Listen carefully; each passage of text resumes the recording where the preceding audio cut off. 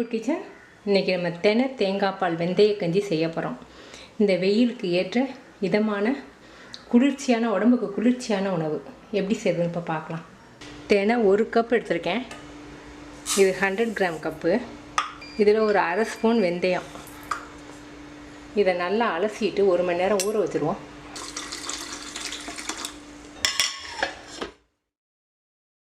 நல்லா ஊறிடுச்சு, தினையும் வெந்தயமும் ஊறிடுச்சு.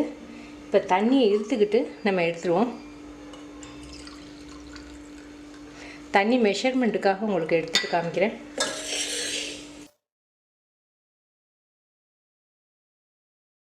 நம்ம இந்த கப்பில் தான் தினை எடுத்துருக்கோம்.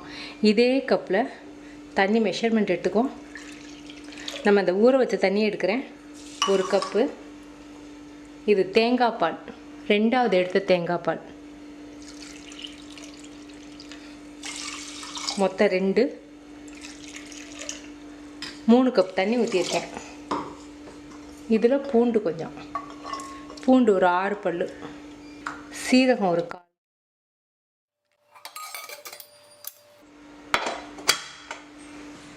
மூணு விசிலுக்கு வச்சுருவோம்.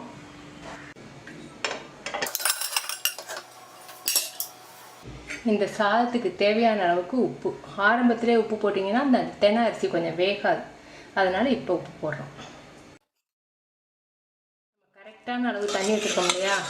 இப்போ தேங்காய் பால், கெட்டியான தேங்காய் பால் விட்டு கொஞ்சம் மசிச்சு விட்டு கொதிக்க விட போகிறோம்.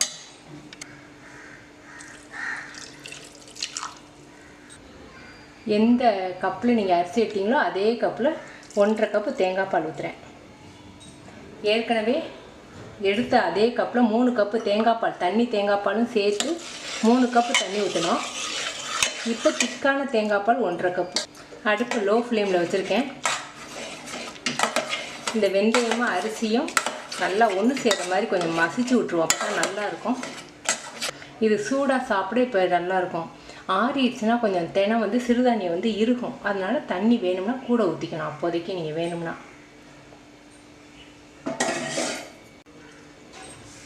ரொம்ப ருசியாக ரொம்ப நல்லாயிருக்கு. குழந்தைங்களுக்கு கிண்ணத்தில் வச்சு பருப்பு சாதம் மாதிரி இந்த சாதத்தை அப்படி கொடுக்கலாம். ரொம்ப நல்லது, குளிர்ச்சியும் கூட.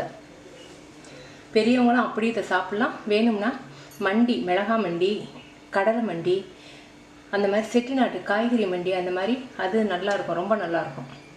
அப்படி இல்லைன்னா புளிக்குழம்பு, மிளகு குழம்பு, புளிக்குழம்பு, அந்த மாதிரி இதுக்கு சைட் டிஷ் நல்லாயிருக்கும். நீங்கள் செஞ்சு பார்த்துட்டு உங்கள் கமெண்ட்ஸ் எனக்கு சொல்லுங்கள். தேங்க்யூ.